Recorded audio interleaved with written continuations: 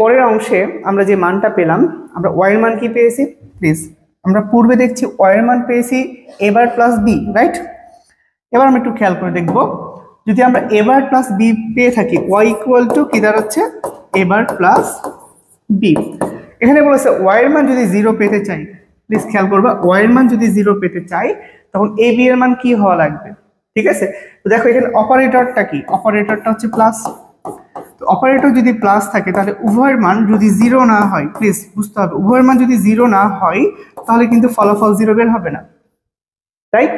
তাহলে খেয়াল করে দেখো সেই ক্ষেত্রে কি করা লাগবে, বি এর উপরে তো কোনো বার নাই, রাইট? তাই বি এর মান কত হওয়া লাগবে, বি এর মান অলওয়েজ 0 হওয়া লাগবে, বি এর মান অলওয়েজ কত হওয়া লাগবে, 0 হওয়া লাগবে। এবং এর উপরে যেহেতু বার আছে সেই জন্য এর মানটা 0 না দিয়ে কত দিতে হবে, 1 দিতে হবে, কারণ 1 বার মানে হচ্ছে কত, 1 বার মানে হচ্ছে 0।